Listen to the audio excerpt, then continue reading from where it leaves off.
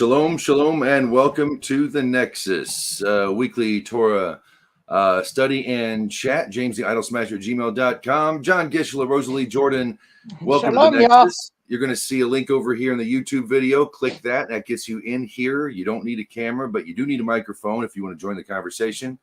And it's one that we're all into right now, and that's what's going on over in the Middle East. Until then, I want to welcome our folks on Rumble.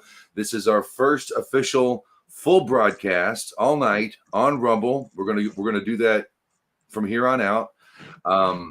We're debating Facebook and X right now, but we've got an event going on Facebook, so we are there.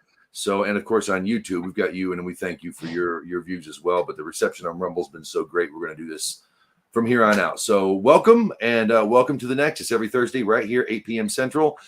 Basically, we can talk anything religion, but the fulcrum from the host anyway is going to be from a Torah perspective. I'm not Jewish, but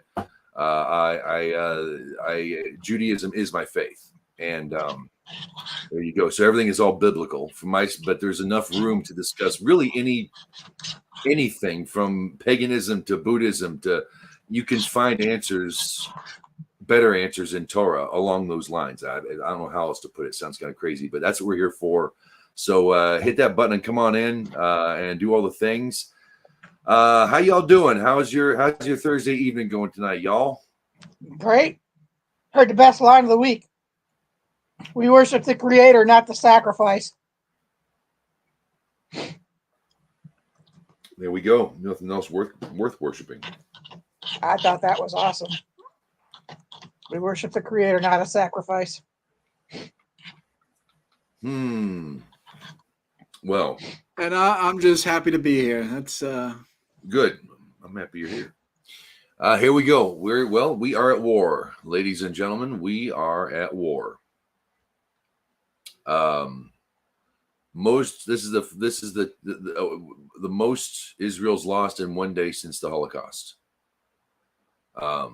If you're not keeping up on the news by now, I wanted to do a live stream earlier in the week, but now I'm going to save it till now. Israel was attacked, and it was they were hang gliding, they were paragliding. It was very coordinated. For once, and I don't mean to say this but touche any more than saying that, but it was very well organized and well funded and well thought through and very successful. They proved to the world that Amalek is alive and well right here in the world in the 21st Common Era century. That's right. This is when the Jews are coming out of the high holidays at the end of Sukkot, when they've taken all their booths down they've been camping out in for the past week, and going into rest on Shabbat. That's when they were attacked. So that's at their most vulnerable, really. And they attacked the most vulnerable, including children. And yeah, Hamas was stupid enough to film themselves doing it, and you can find it on the web now, killing babies. So Israel responded in kind. They declared war, and there's still way too many buildings in Gaza, in my opinion. My first initial, my first initial thing was, and let's nuke Tehran a couple of times. I'm backing down from that because, yes, I did make the comment. No, it wasn't public. And yeah, I admit to saying it. No, that's not a good idea. But Iran needs to get its shit together. Well, you got to remember, Blinken and Obama and Biden promised us that the money, that the $6 billion that they released for the hostages would go positively for humanitarian issues, that it would never be used for terrorism. You gotta, you can't put that two together, James. So I guess we have to look elsewhere. Where did they get the money and motivation at that time? Must have been the Russians. Russia. It was Putin. It was Russia. I do have to say that I'm glad you didn't make that public about that. Lindsey Graham. Oh man, here's a guy that has every opportunity. He just wants to go to war with everything. He was on TV. He went on CNN. I think it was yesterday or the day before, saying he's just bomb Iran. And the news report even goes, "What if they don't even respond? He's just doing it anyway." It's not funny, but But, Oh yeah, the Democrats, they have this all figured out that actually you were correct in saying that the Russians are doing it. The Russians are behind Seriously? it. Oh yeah, my mom come up with it too, and I heard somebody else say almost the exact same thing, so I knew she had to see it up. And my mom's a staunch Democrat, so I knew she had to see it somewhere on TV. Yeah, Wow. that's what I said too. Well, so yeah, we're at war. This is day 4, I guess. Or are we day 5? we are on day War's been declared 6. and going on. They have ground offensive. They're moving up tanks and stuff. Of course, they're taking care of stuff coming in from the wonderful Yeah, all forest the of stuff that we Lebanon. left over there is showing up. Do you know Oh that? yeah, oh yeah. You'll see the ones that when they're cheering with their children and their guns. Yeah, they're what was that M5 or something? I don't remember, but yeah, they look Yep. quite familiar. Yeah. They're not AKs. They're not AR-15s. So, yeah. Gee, where'd they get that? Of course, the Taliban. Very sympathetic. Here's the thing, nobody else is. The Jordanians don't want it anymore. They've got their own revolutions going on over there. People are waking up. They're not stupid. Egypt, which was once a big enemy of Israel, as soon as Israel declared war, they shut their borders down. So the only thing the Gazans could do is go swim. Oh, karma! Yeah, the Drive Egyptians Israel into kind the of sea. really learned their lesson back with Moses. You think? Now you're going to be driven into the sea. Yeah, Egypt blew up their tunnels, and then they had gates, like open gates. I guess people work in Egypt or whatever. There was travel, free travel, apparently. Not anymore. So the world's sick of it. Okay, these people make the Chinese communists look almost human, and I have no pity for the Gazans, none whatsoever. I'm sorry, y'all should have known better. They pulled out in 2005. Nobody knows this. But the Israeli state forced everybody out of the Gaza Strip who was Jewish. Every Jew, every businessman, every student, every whoever pulled back. Even the military pulled back from there. Okay, 20 years later, almost. What are we? 18 years later, roughly a change. They're pulling this. They're still calling themselves a prison. You're not in a prison. You're just a hateful bunch of bigots who've been allowed to breed a little too well, in my opinion. Well, they no longer have any electricity. Yep. And here's the thing. They were getting that for free. I know it. Their electricity, their gas, their water, all from the state of Israel, all at no cost to them. They didn't drop a freaking dime or sweat to get that power. And you want to kill those? These people don't even care if they kill the Muslims living there. So... yeah. You see people like Black Lives Matter Chicago openly standing with Palestine. They had a silhouette, like a black silhouette, like a shadow. It was of a paraglider and a Palestinian flag on the parachute, and it says, "We stand with Palestine." That's crazy. Literally, that guy, once he landed from that paraglider, literally murdered innocent people. I don't know how that doesn't register with them. It just doesn't make any sense. But then again, they honor George Floyd, which is someone who beats women up, destroys the economy with fake money and selling fake loose cigarettes and it's whatever, it's fentanyl and slinging that fentanyl, and it is what it is. Hero, he's a hero. I also just want to say here really quick, there's a lot of people died. I think it was what was the estimate? They're saying about 2,500 Israelis died. The number's up, about 2,000, and a couple thousand. I also want to say that Americans also died there. They estimated about 20 so far, I think. 20 American citizens. These aren't Jewish. These aren't Muslims. These aren't Jews. These are, Americans. Private citizens. Americans and people are kidnapped. By the way, they have whole families kidnapped, and we wish them well, and we wish them a safe return home. God I'll tell you willing. this: they took one woman and killed her, and paraded her around the streets. Yeah, so they everyone raped could meet her. her dead That's body. And German she was bleeding tourists. from Yeah. the rear end. That's the kind of people when you want to stand with the oppressed. You're oppressed in a prison, so you're going to do that to your guards? What good is that going to do you? What good has it done your children? Look at what's happening to you now. And the stupid people who stick with it, who stand with it, and the squad in America, and how many Americans in New York, there was a big protest. Idiots. I mean, it's good we have free speech. Now we know who to hate. Because you if you don't hate this, you're sick and you need help. If this isn't showing you what's going on in the world right now, and here's the thing, it's emboldening others. When Israel is finally going to take care of business, the only way it's been left to them, sadly, I don't think they've been near as strong as they. I'm America Hana. I know most of his stuff is in Hebrew. I've listened to a lot of lectures and interviews of him in English, and I got to tell you, he was right. The Jews got to take care of business, or business will take care of them. Now that they're finally doing this, it's everybody's silent on this. I mean, sure, the news is chit-chatting, but people are really mum. Whereas the last time we sent them 14 billion, it's very quiet. It's very quiet. And they rocketed. Now everyone's quiet. You know why? Because everyone deep down in their heart knows Israel's doing the right thing. And I think it's half scaring the pants out of people that Israel just might win. Oh, people are they're stockpiling stuff at homes and everything. I mean, okay. Yeah, I was going elsewhere. Yeah, I was thinking it was actually emboldening that too, but I'm talking about here at home.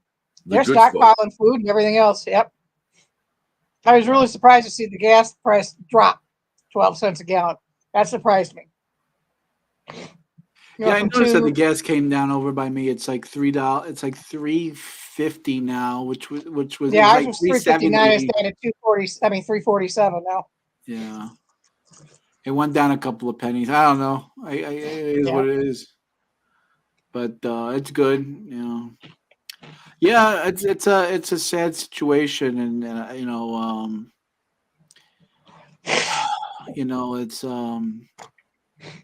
it's sad. It's sad about it's not sad about things like this happen quite a lot. Actually, it happens too often. And we just it hits home here because it's our our friends and allies. But this happens in Nigeria. It happens in all these Chad, Somalia every day.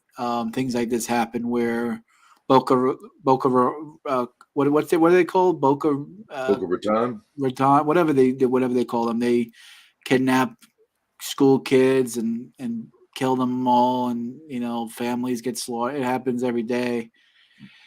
And it's just like, but that's not what eats me. It's the fact that you have people that have no clue what they're talking about, and people like I call them the four horsewomen of the apocalypse: AOC, Presley, Omar, and the other one I always forget, the one with Horseface. Yeah, it's like they all come out and just like Rashida Tlaib. That's right. Oh, that's from Michigan. Yeah. I call them the four horsewomen of the apocalypse, but they're being. I mean, I think people are going to censor them, right? I think there was like how could they? I think it's just like God, I hope so. AOC's been kind of shaky. It's just like I get it that bad people do bad things, and you're going to get this type of animalistic behavior. But people who support it, it's just like wow. Yeah. It's like how low can you go, right? I mean, right. It's okay to say you're with them until something actually happens. And when it actually happens, AOC is already scraping the bottom of the barrel, but damn, she went like under the barrel. She went with the worms and the nasty places, It's like she went underneath it. It's like, damn, girl. I mean, hold yourself back a little bit. Have some damn class. But, hey, even the Mexicans have blondes, okay? Yeah, I guess. Yeah, sure. But yeah, my prayers go out. Any way to tie to the Parsha? Any Any way to tie In the what beginning. happened? In the beginning, there was chaos and order, right? You got to make There order you from go. chaos. Yeah, that's a good connection, Rosalie. Yeah, make order. You got to make order from chaos. Yeah, Mhm. you got to separate. You got to separate the. James, you're muted. James, you're muted. You were talking. I can talk now. Hey, How and about people that? will hear Hey. me. Ta-da! First murder. That happened in this week's Parsha. What was the other thing I said? The downfall of man, where every thought in his heart was evil at all times. That's where man went. Yeah, That's where man went. Humans were so corrupt that they even corrupted the animals. You know what I'm saying? I mean, that's kind of like, I guess, what AOC Serpent is. started it. Who I did? mean, it kind of ties into like Serpent AOC, but started how it. I'm saying that she scrapes the bottom of the barrel and then she goes underneath the barrel too, because like I said, like humans do bad things. I get it, but to stoop so low that you defend it and you're putting a silhouette of a guy parachuting, or whatever it is, it's just like Yeah. it's like so beyond the pale. It's like beyond. It's like it hurts my head in a way, James, because it's like You can't wrap your head around I somebody can't being wrap so my head evil, around it. Like so destructive. Yeah, I can it's understand someone's shock and awe. mentally ill. They're going to get a gun. They're going to kill, and they're going to get their buddies to do it. I understand. I can understand a little bit politically. You know, these people. Okay, they feel oppressed. That I can kind of see. Okay, they're the opposite religion. It's a religious tension, political. I can kind of get it. But then when you have people like sawing off heads of babies that have nothing to do with it, and you have people defending it, it's just like it becomes like it doesn't make sense anymore. It's like Adam and Gomorrah. irrational. You know, does that make sense? Like I don't know. I don't know. Absolutely. No, Dennis Prager has a theory that evil is not dark, evil is bright, because you can easily look into darkness, but evil, you can't really look at it. A person really doesn't or can't doesn't want to wrap their head around evil. And it's like looking into bright light. You can't look into the sun. You can look into darkness, but the sun's too much, and to go there, to actually try to fathom that evil. That was his, and that was like what you were saying. It's like, I just can't go there. It's like, yeah, I know exactly what you're talking about. I've been there myself, because I do have a bit of an inner Dalek, let's say. I'll just put it nicely. But you just got to train it. You have to temper it to teach your people that this is. I mean, these were kids. These people that did these acts were military age young men. They were kids 20 years ago. They grew up listening to all sorts of what society would you have to create something like that? So I have absolutely no sympathies for the Gazans or the Palestinians. There's another joke. There is no Palestine. Palestine's no more. There was never a nation. It was a British experiment starter state, Palestine. That's it. It's gone. It's gone from this place. It's been gone since 48. They kicked the Brits out. It's done. It's been 70 friggin' years. They're not occupying anything. Sorry, America won the war. Okay, Indians live with us, but what are we supposed to do now? I was going to go back over there to Scotland and collect unemployment. Really? There is no Palestine. There's no Palestinian people. Palestine never even showed up until 1967 when Yasser Arafat made the whole damn thing up. It doesn't mean a damn thing. There is no Palestinians. Palestine was ain't dead. there no more. I guarantee you that. They won't have that issue anymore. I think that's been settled. Israel said, come on. We'll do it. You just said no. Okay, fine. No, it is. Boom.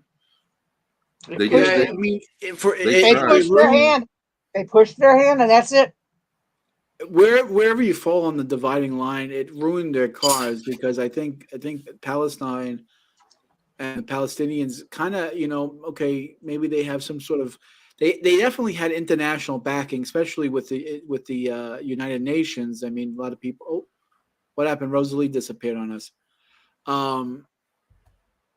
But this makes them look bad. I mean, this is bad I'm still optics. here. I mean, they're welcome back. There's no way of getting around this. I mean, they had kind of international backing, and and Israel maybe could have gave in to a lot of the peace talks, giving them land and rights and stuff. But They this like did. puts them back. This puts them back 300 years. I mean, this puts them back. I don't understand how any. I mean, obviously there's people still supporting Palestine. Obviously, we just talked about AOC, but in the grand scheme of things, internationally speaking, I mean, I see people that are just who were once supporters of backing or going backwards. They're saying, oh, okay, maybe I was wrong.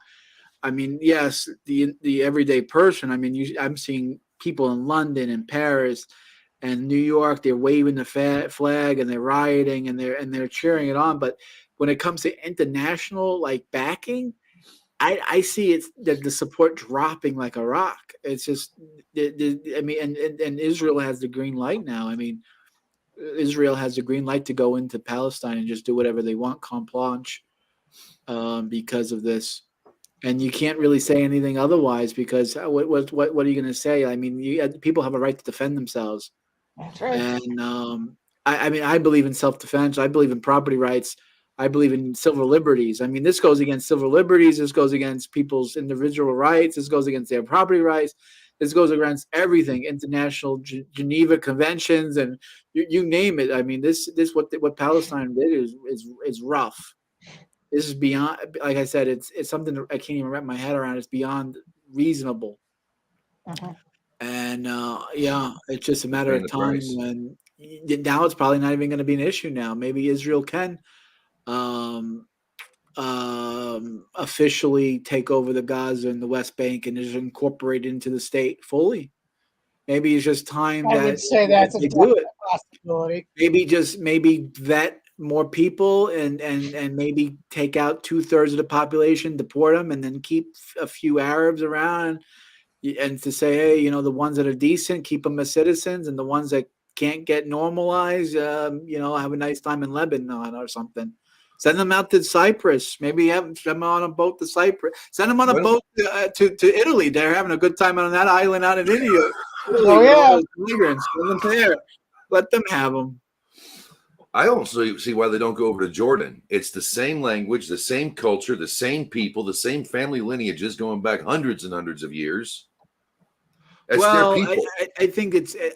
I mean. Let's just. That's like saying to the Australians, the early Australians, when it was a penal colony, can go back to London or the UK. Think about that one. Well, I don't Think think about it's that that. one. I think they stay. I think they stay because let's be honest. Let's just call a spade a spade. The mosque, Jerusalem, the Holy Land. They stay there because of that. They stay there because pride, right? We conquered the land. We believe that it's our land now. Islam claims it. Muhammad flew on his Pegasus on his light journey. This is where it took place. This is why we're here. I think at this point it's just stubbornness on both sides. I mean, I'll admit, even from a Jewish perspective, there's a little stubbornness there, but they don't go back to Jordan because they see themselves as Jordanians. They don't go back to Egypt because they see themselves as Egyptians. They see it as we're staying because we're gonna be. It's like music. It's like Jordan won't take them. we want to be when the Really? music stops. We want to have the seat and sit down when the music stops. We want to be that guy. That's what it's all about. You get what I'm trying to say? That's what it's all about. It has nothing to do with anything else other than that. When Jesus comes back, when the second coming comes, when the day of judgment happens and the war of Gog and Magog happens from their perspective, right? When Jesus comes back, because that's what Islam teaches, that there's a second, just like Christianity, there's a second coming, that they're going to be in the Holy Land to be on the front lines because we got them cheer. The music stopped. We sat down. We were there. That's what it's all about. That's I mean, there's so many Arab Muslims that live there with the Jews, waiting for the same thing. That do it well. I mean, it's not even a Muslim thing, because fat load of Israel's Muslim. I mean, come on, let's just face it, And everybody's ready to be friends now. These are the last people, and the only nation I know of, or failed nation or whatever, that wants to exterminate their neighbor or another country. No other country's founded on that. I mean, Egypt's changed their tone. Saudis are changing their tone. Jordan's they're evolving. I haven't heard a lot from them the past few months, though. The Popular People's Front, or the People's Front info, but I mean, it's Lebanon and it's Iran. That's and everyone's like, well, we don't want to bomb Iran because there are a lot of Iranians who are getting a little tired of their government about right now. I'm like, well, getting a little tired of their government, isn't stopping the threat. Now we've got an aircraft carrier going to the Mediterranean to stand with Israel. Oh, of course, I bet they're bringing that there to keep the Israelites in line. That's what I think it's about. I don't think they're going there. I think they're bringing their carrier and say, well, we're not going to help you. We're going to do this if you don't stop doing this now, Israel. Oh, if you don't stop, a ceasefire. It must be ceasefire. Jagoffs. Pardon my French. Yeah, we're on Rumble too. They're not going to censor me on YouTube. Nobody watches there. I've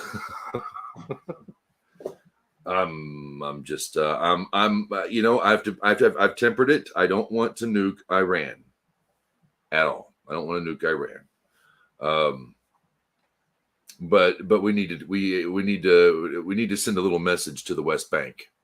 We can either do this nicely and live together and go in business and make money, plant gardens, dance together, or we can do this the hard way. What do you want to do? Because we're sick of it. And it's the time. It's the time. Everyone, the world is watching, and they're a little in awe. And I think most decent people watching it know why it's happening, understand it, and you might know that you've been lied to for a long time about people.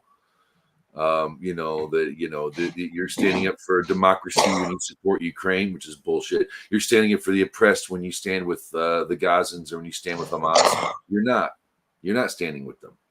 I mean, that's what the ironic part about it is, right? Ukraine banning political opposition. Zelensky makes himself dictator for life. Ban freedom of expression, ban the press, ban religion, closing down Orthodox churches, not allowed to practice your religion, right? There's so much democracy and freedom there in Ukraine, right? But even Bill Gates, who's like another scum sucker in the bottom of the barrel, he even said back in 2015 is Ukraine is the most corrupt country in the world. You think that changed, guys? You think that somehow anything changed? No. Still is the most corrupt country. Not in Eastern Europe. He said the most corrupt country in the world. He didn't even say Eastern Europe. So that includes Nigeria, and that includes Bangladesh, right? And includes China, Mexico. So, when someone's claiming you're the worst of the worst, I mean, oof. I mean, and then Zelensky and then he walks around looking like a janitor. I mean, he goes to the summit with all these billionaires and wearing suits, and here he is. He shows up with a janitor's costume. I mean, is he making fun of them? Is he trolling them? I'm Incognito. Maybe he's mocking them, but he can't be that stupid, is he? I mean, I don't know. Is he pulling the dictator thing like Kim Jong-un? Right. He's wearing the janitor uniform is his dictator uniform, right? Yeah. I don't know. It's just I do want to talk about something positive, and I don't mean to change the subject because I want to talk about something happy. RFK Jr. I'm sorry. Declared, the Democrats didn't give him a shot, and I completely understand what he did. But he declared himself running as an independent. He announced it a couple days ago this week. And you know what? I went to the website. I donated. I'm gonna say it here. I say it loud and proud. I donated to the campaign. I even bought a T-shirt. I bought a tote bag. I even gave them some money for the campaign. I think I'm gonna back RF. If I have to vote for someone in this election, I'm gonna vote for RFK Jr. He's reasonable. He's a Democrat that loves America. Fuck, man, that you think that's hard to do? I mean, holy cow, to find a Democrat that loves his country, that's like finding just like a second coming of Jesus Christ, right That's there. what it It's a used to miracle. be like. That's what it used to be like. Yeah. 20 years ago. Man. That's what I like about him. Is like that's the kind of Democrat my Republican grandfather could sit down and have a meal and laugh all night long. That's the kind of guy you want representing your people. So, yeah, I think it's a shame too that they Biden wants to run and nobody can challenge him. That's terrible. And now they're talking about getting him out for Big Mike. Well, Hear this? They want to put Michelle Obama in his place. That's the big thing. Big Mike. I call it Big Mike, but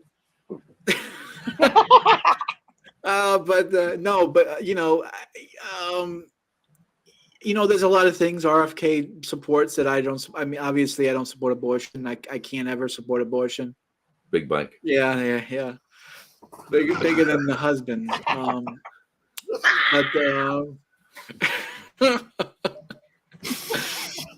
I lost my train of thought because of the cat noise, James. RFK Jr.'s he was a litator for the longest time, and he was tasked for going after people who pollute. We're going to clean up our air.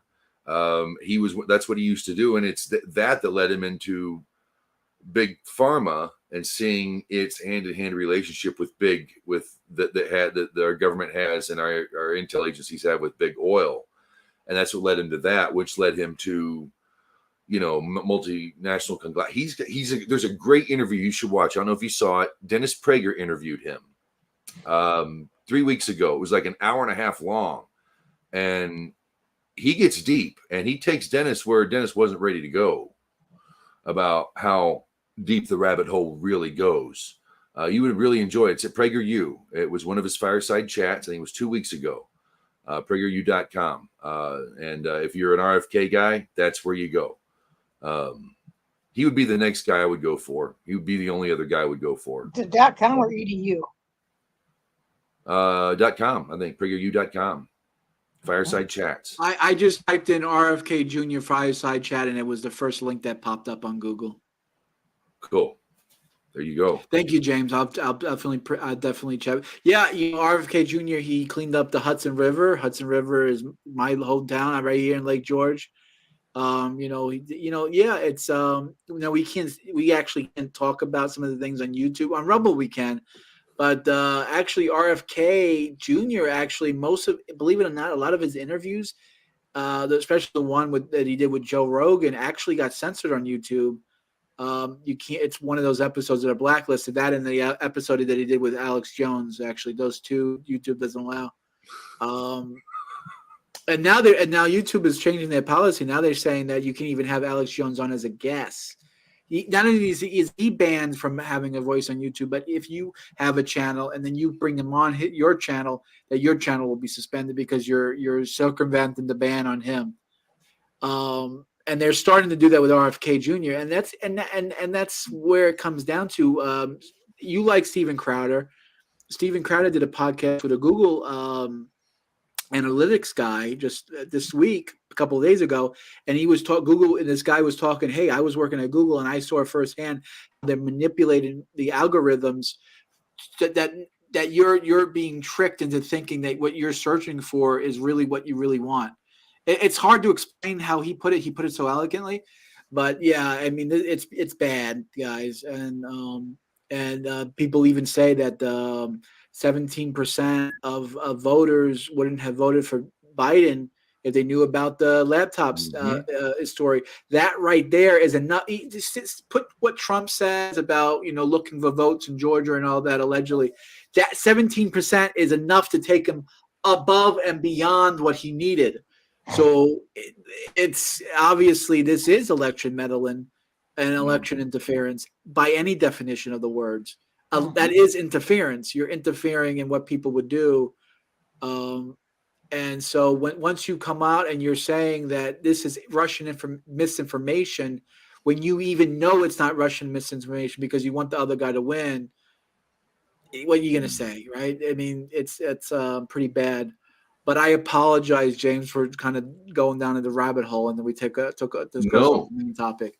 I just not at wanted all. to I just give some love to RFK Jr. and I wish him well. I think there was even an assassination attempt happen. I don't know. Someone tried to get him or something. Someone tried to hurt him Another this one. past week too. I mean, they denied the White House denied Secret Service police. They won't do it. The Secret Service, they won't guard him. I mean, he's a front runner. I mean, he's one of the, he's, but yeah. He should have lifetime protection because of that. Just the fact that someone tried to get him, it should be approved, right? You would think, but yeah, but he should have it lifetime anyway because of his father being a president. oh yeah, sure. His father, his cousins, his uncles, everyone dies around him. Right, that too. Yeah, that too. But yeah, how can we tie it in with this week's Parsha? Is there a way to tie it in, RFK? I don't know. He's a good guy, and I was saying this earlier. It was God saw that man's evil was in the earth. That was the words. Let me get my Stone Edition Chumash out. What are we doing? I'm just going to look at the end of the Parsha, Genesis 6. And it came to pass.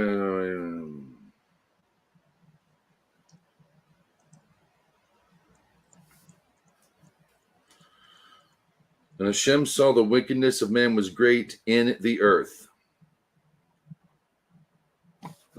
Every translation I have says in the earth, as in the earth itself was corrupted, like you said, corrupting the animals. Oh yeah.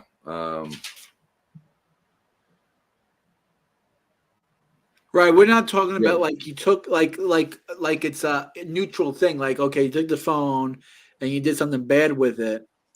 Like, we're not saying that. Like Hashem is saying that like that man was even able to take the object itself and make it evil. Like somehow make neutral things and somehow corrupted to be just absolutely evil. That is beyond, what this is literally the world we're living in. And it's like, so, in the days of Noah, so too in our days. I mean, this is not just a Christian thing that Christians believe in or Muslims, but Jews also believe in this, that the end days are also going to be like the days of Noah. Go ahead, James. You look like you want to spitball there. What are you going to say? I was going to say, you were asking how it tied into RFK. And RFK spent a good deal of his life going after people who corrupt the earth. I'm not an environmentalist. Ooh, nice one. That's a good one, James. Nice. I'm a conservationist, and I'm give a hoot, don't pollute guy. And that's what he did, and that's what he was fighting. And if we can get China on board, that'd be nice because we lead the world in reducing carbon emissions. We're doing a lot better. We've cleaned up a lot of our country. We're still cleaning a lot. We've made messes over here like you wouldn't believe. Don't get me wrong, but we're aware of it. We're all aware of it. So yeah, that's what he was fighting. That's what we're doing now. And like you said, we're at the point. It's a line in the sand. You're given whether you like them or not, they're people, and they're really the whole Israeli state, not just the Jews, but the Israeli state is fine. It does okay. I don't understand their politics or government. I have no clue. I don't know how any human being. I don't know how the Israelis can understand what they're doing over there. Okay, but yeah, you have and you've always had moral equivalence and this, that, and the other. You have abject evil over and over and over. But this was like beyond the pale. And then you have their enemies. Now, who are you going to stand with? And this is kind of like what the world's seeing right now. This is Israel. This is ancient. This is big stuff. Everybody is watching now. Like you said, it shut everybody up. Nobody knows what to make of this thing. It's going to I don't know. I think that now is going to be a critical time for civilization. Whoever can get on the story, who knows what they tell people in China or Russia or whatever. But for those who know what's going on over there, have friends or family over there, and you see it before your very eyes, I think we have a choice. We could teeter. I think we're teetering toward the positive, but it's the split is so obvious now. The line in the sand, Korach's line in the sand, is like right there. Okay, you don't even need to. You know who Amalek is when you see him. Now's the time. Now's the time. If Israel wins, I think it's going to flame a fire in people across the globe. Then they won't be expecting it. Well, the thing is we got to make sure that Ishmael is not doing Esau's work. What do you mean? Huh? I don't understand. I don't understand. Ishmael is Muslims, and Esau is supposedly the holy head of Esau, but he's not there. But Esau, who's in charge of Ishmael? Esau.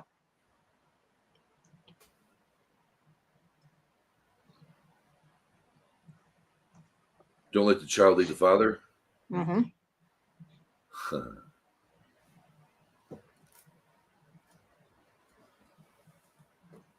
Uncle Esau's going to take care of him. So we got what do we got here? What else do we want to talk about?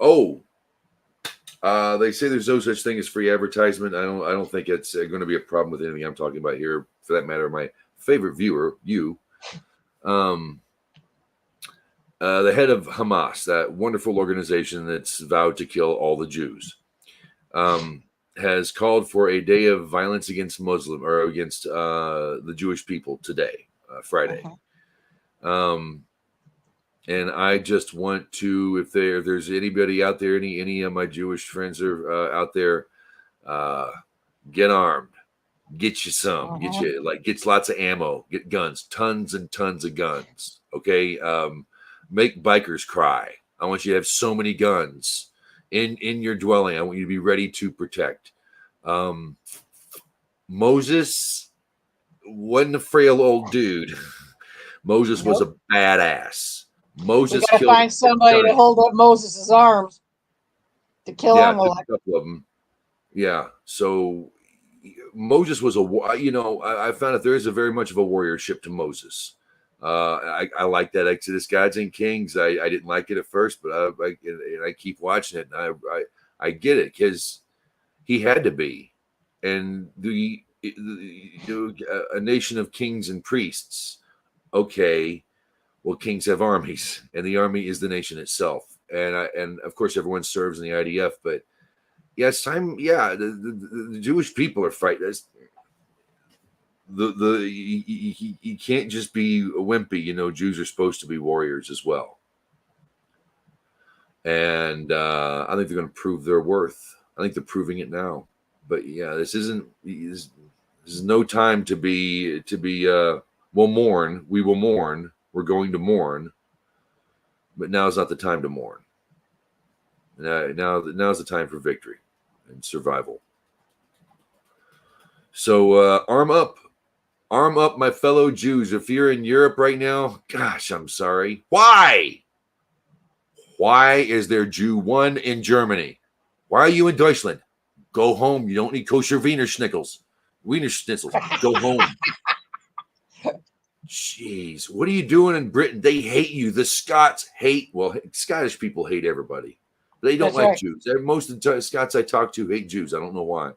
Well, go home. Why? But that's the one place you're not going to be able to defend yourself. But if you're in the crazy place in America, Colombia, Mexico, baby, suit up because protect your own. Don't never again. Never again is now.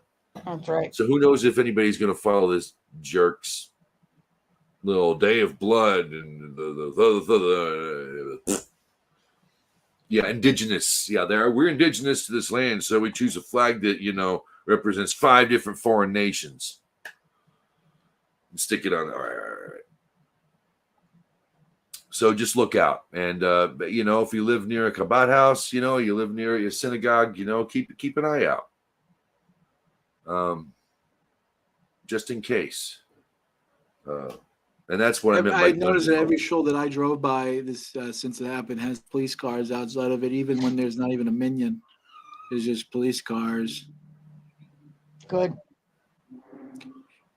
Even the leftist socialist piece of garbage, the mayor of New York City, Adams. He's even like saying like, this Palestinian support is bad news, bears, and there's may happen in New York City. There might be things that might happen, which is really, it's weird that he came out against it because because all his buddies like AOC and all of them, they're loving it.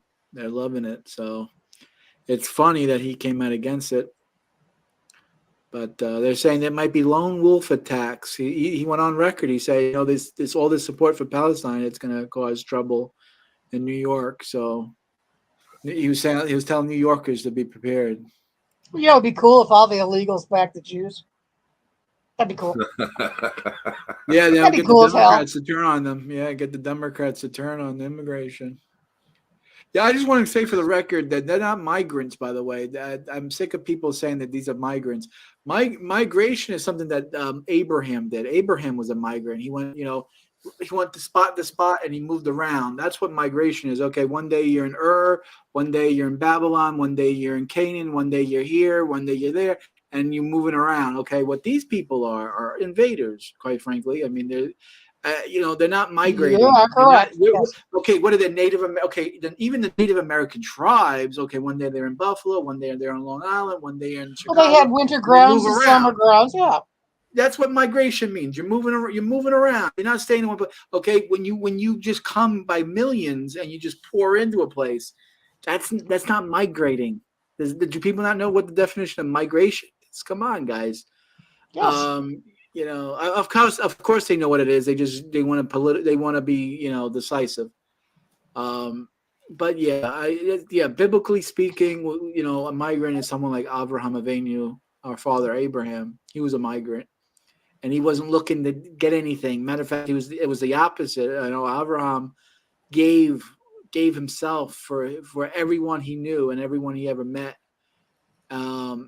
He wasn't looking to take. He didn't go to Babylon and then ask Nimrod, hey, can I get a new cell phone and a $300 a night and a hotel, and can I get my foot rubbed, and can I get a swimming pool and a jacuzzi and lobster, and no, okay, he wasn't doing this.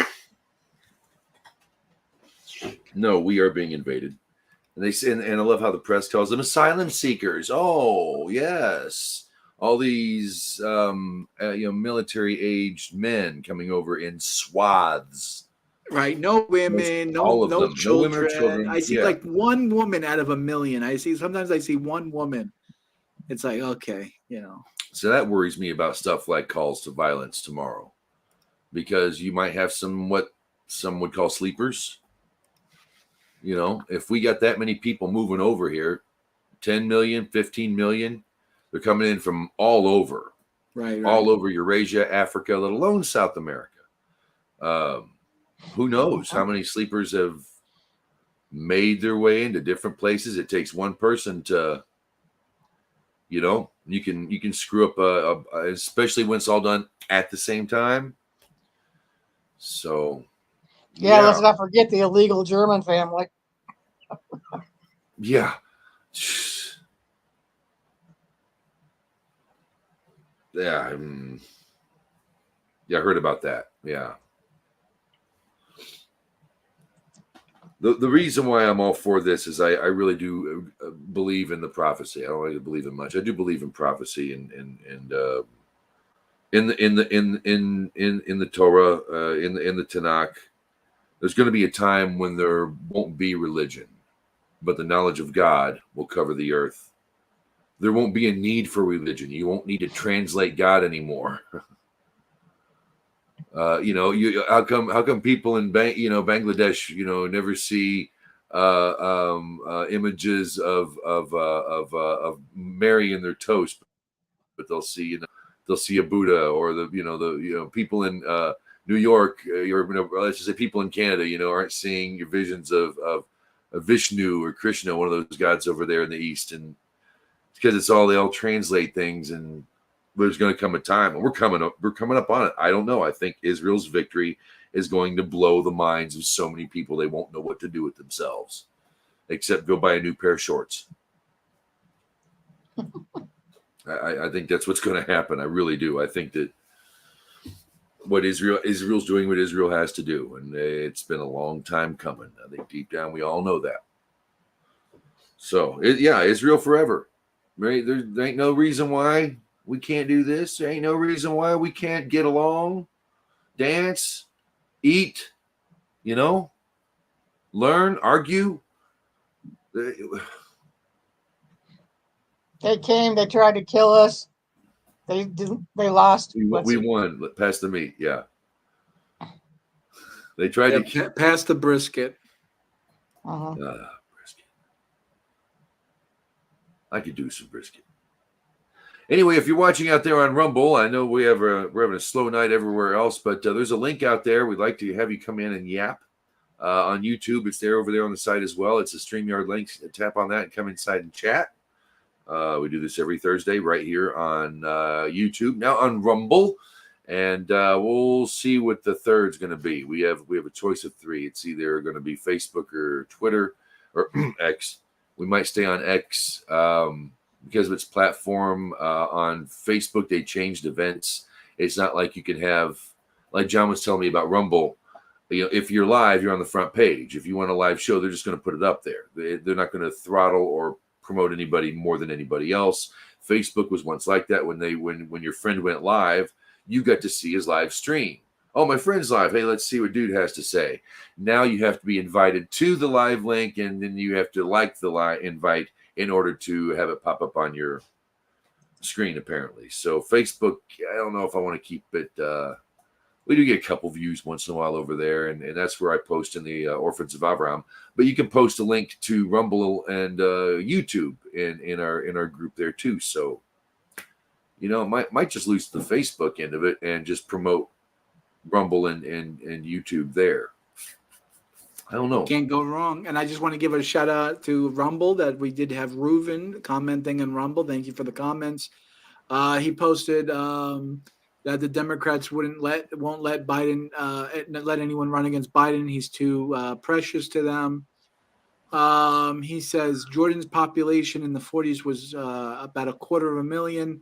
Now they're 11 million. So that's like within like 70 years they went kablooey.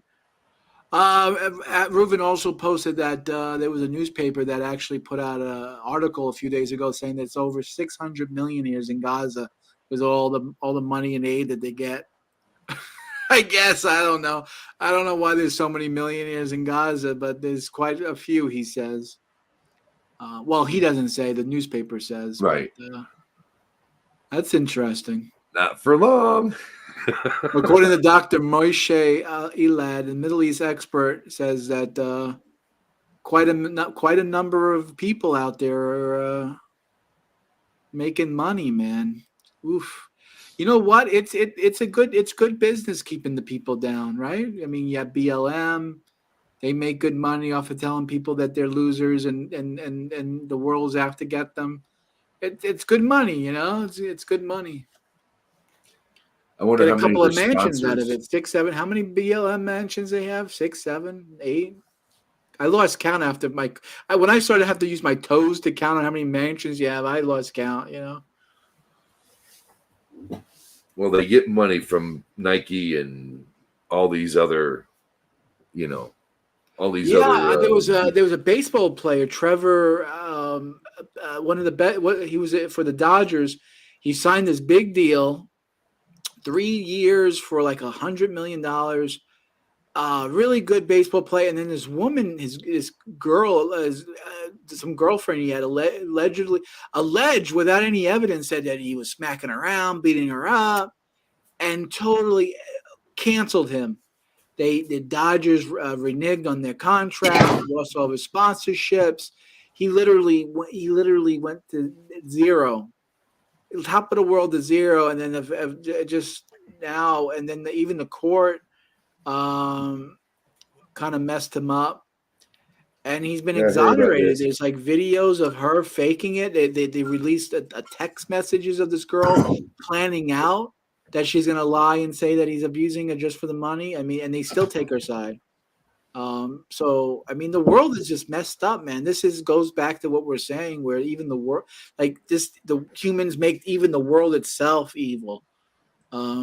It's sad that people, victimhood. I mean, there's people want to be in victimhood all day. Instead of just making something better, making a better world. That's what Noah's about, right? Noah is about building an ark, right? What does an ark mean? An ark is he went in the ark for safe haven, to save himself from a deluge, a flood, because that's what the world is all about. The world is chaotic. I'm not going to lie and say it's nice and easy, but you got to make strong roots. You got to have a strong constitution about yourself and make something of yourself. Don't bring other people down to build build yourself up. And that's the message of, I think, with Noah's flood, redemption, right? Whether you're a Christian, Jew, or Muslim, that's the message of Noah is that, you're a survivor, like Beyonce, I'm a survivor. I don't remember how the song goes because it's been that's like a song from the 90s, and that's I don't remember. But I'm sorry if I'm not talking. I just spilled my drink all over my Radio Shack here. So. Oh no! Pouring out for one of the homies. That's all. Just for my homies. Yeah. That's alcohol abuse. Shame on you. That's actually for biblical, by the way. The Kohen Gadol, the high priest, would pour libations. He would take wine. Is that your sacrifice, James? And he would pour it on the sides of the altar. There's like corners. Well, he would take the blood and pour it into like a dish tray and then pour it on the sides. But he would also do with the wine libations. Yep. They call it libations. Yeah, it's a sacrifice. An offering. Well, yeah, I guess you could say it's a type of blessing. I don't think it falls in the category of a sacrifice, but it's he bless. If it goes along with the bulls and the ephahs and all that, the flour and oil, everything, yeah. Yeah. It goes along with them. Didn't get on any of my radios. A little bit on the shortwave, but. So is it okay? You spilt everything? Is everything all right? You're not going on fire over there? Everything's all right. All right, good. I'm just trying to turn my one of my lights on in here and wasn't paying much attention. There you go. That looks better. Relax. With the black shirt and the black background, it looks just like, and the black hat, it looks like just your head floating in the, like System Shock. You ever play the video game System Shock? The computer woman head is just. No, what is it? Guy played not Mad Max. You know what I'm talking about. Say that again? I'm trying to think. The head guy back from the 80s. Max Headroom. Thank you. I knew it was Max something. Yeah.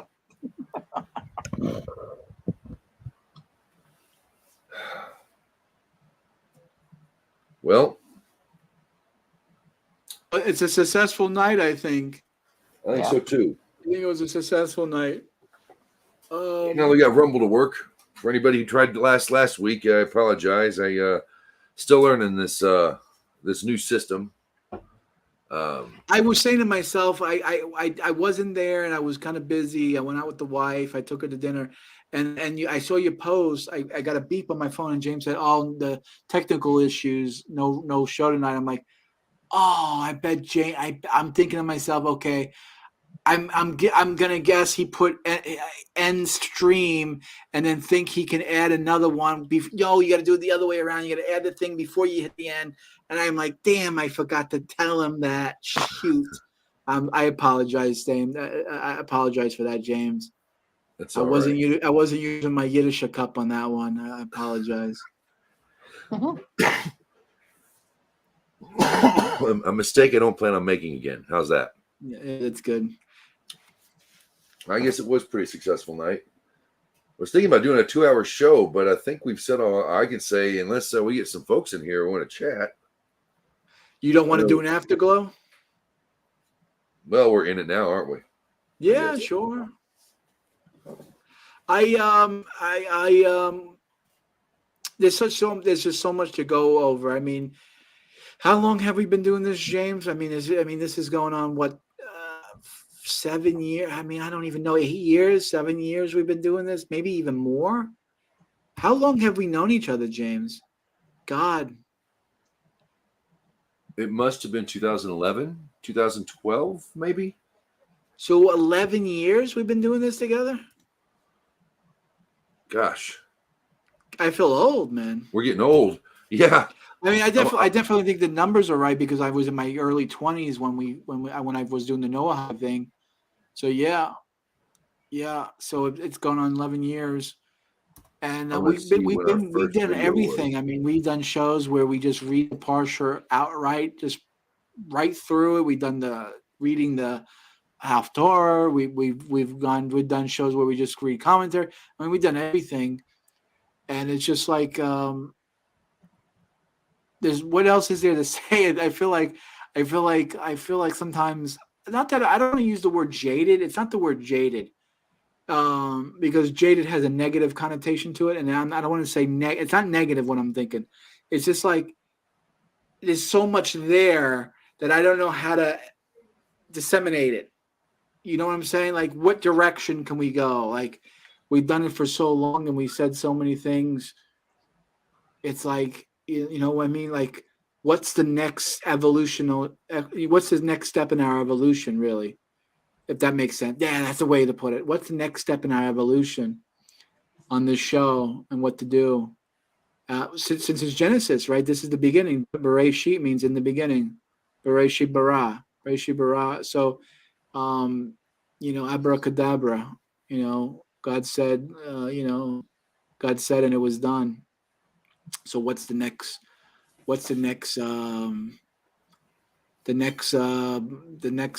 separating the waters from the waters and the land from the sky, and the old from the new waters earth came the creepy crawly great things, and then came the land animals, and then came the humans.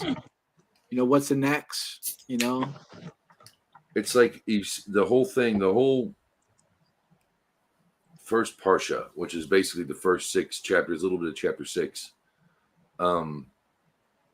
It's the darkness to the light of what's to come. It's like the backstory of the backstory of who we are and where we go and how we do it. And it's like the descent of man.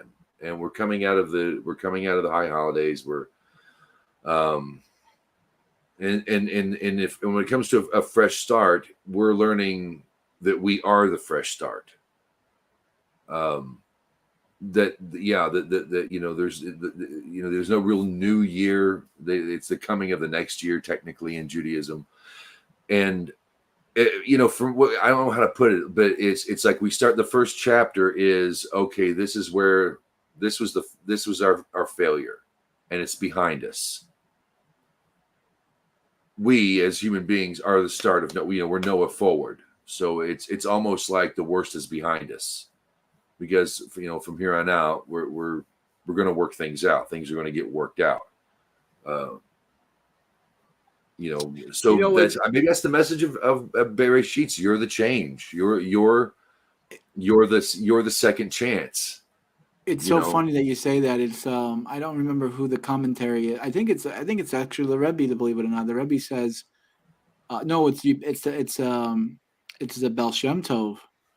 He says that if there's 2 ways to look at the process of creation, right? It went from inanimate objects to creepy crawly things to land animals to humans, right? It went fish, birds, creepy, right? And then humans at the end, and humans were last. And it's all about your perspective. You can either see it as like things are progressing forward, right? Things are getting more complex and more better as the day goes by, or you can see it as kind of a negative and say, hey, God was telling Adam, hey, you're such a low creature that you were last in the order of creation, right? You can either see yourself as you're the pinnacle of creation, like you're the ultimate top of the pyramid, right? Adam, you're living high, you're in the top of the pyramid, or you can see it as like, no, you were last. Like even the bugs came before you, baby. Right? Don't think you're some hot big mocker guy. No, the bugs came before you. Okay, so it's all about your perspective on how you look at something, right? And that's what the message of, I think what Adam was saying, what God was saying to Adam Roshon, the first man, was that it's your step, your next step forward is how you see yourself in the world. Do you see yourself as someone that's going to progress forward and make the world a better place, or you're gonna fall lower than the bugs? You know what I'm saying? So it's all about you. How you want to progress forward. And so it's how we see ourselves. And this is why you need a good understanding of biblical Hebrew and how you read it too. Like Hebrew, like a lot of people, like let me tell you this is a secret. Every English translation, any translation, is an incorrect translation of the Hebrew Bible, because the Hebrew Bible in the beginning has no vowels. So if you actually look at, let's take the sentence when God says, "Where are you, Adam?" Right? You think God didn't know where Adam is? God's the God of the universe. He knows where. Of course, God knows where Adam is, but that's because the word that they translate, it's not possible to take those two letters and to add a right vowel to it, because those two same vowels, depending on it, whether you're in a e I o u, right, a e I o u, it could be the word where, it could be the word how, it could be the word when, it could be the word why. Right? So God could be saying, why are you Adam? How are you Adam? When are you Adam?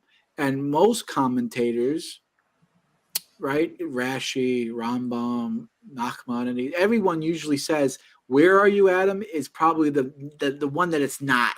Right? So Christians pick the one that everyone on the consensus is saying is probably not what it's saying. So Christian, right? So Christians don't have an correct understanding from the beginning. Right? Their foundation, this is why it leads them. If your foundation is not solid to begin with, everything you build on top of it is going to be funky.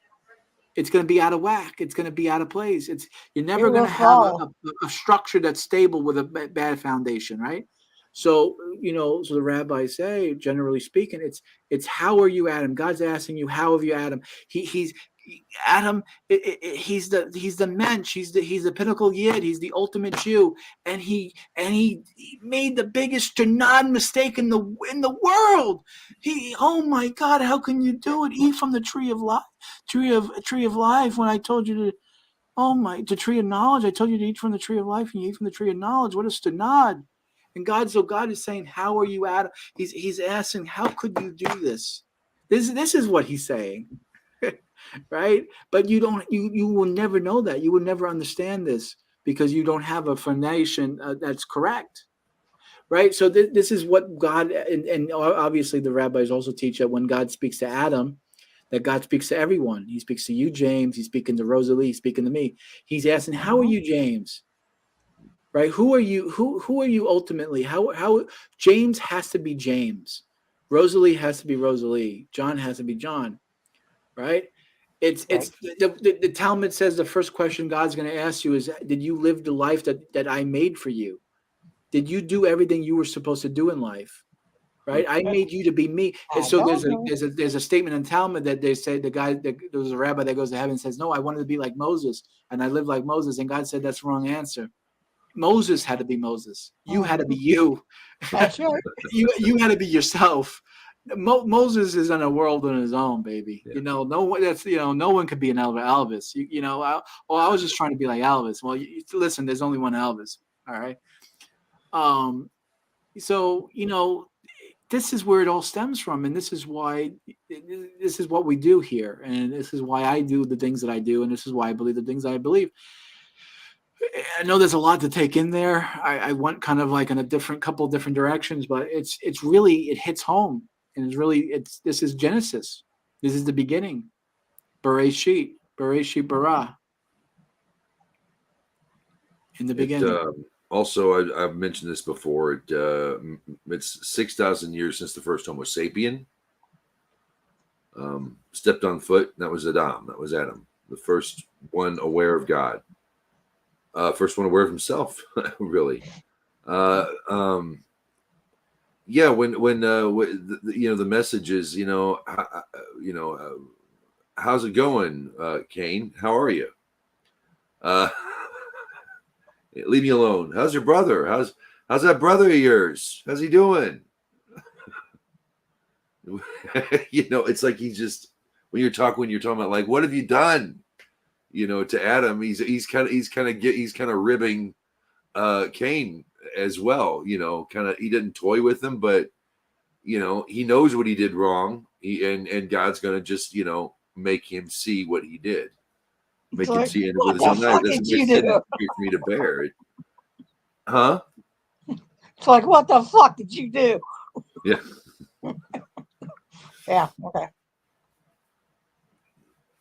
The cure God gives us. The beautiful thing about Torah that no one realizes? God gives the cure before the disease. God gives the answer before the question. It's just the facts. Read the Bible. Okay. It's just the way what it goes. That's the format. What does the snake know that we don't? What does the snake? Yeah. What does the snake know that we don't? Yeah. And I went there. Yeah. It says in the Zohar. It says in the Zohar that repentance, teshuvah, is something that's so powerful. It's like it gives this example of like a pin of a needle, right? A pin, the head of a pin of a needle is microscopic. You can't see the head, the point of the needle is so microscopic. You need a microscope to see the point of the needle, right? That's how tiny it is. But yet, if you take that needle and you fill up an air balloon, right? You take a balloon and you fill up with air and you poke it, it will explode, right? If you put in a slow motion video. The amazing, it's just instantaneous. It just instantaneously it explodes, right? And the Zohar gives this example that's how teshuvah works. It just it takes like this microscopic fine hair naked to the eye, you can't even see it. This instantaneous moment to pop you.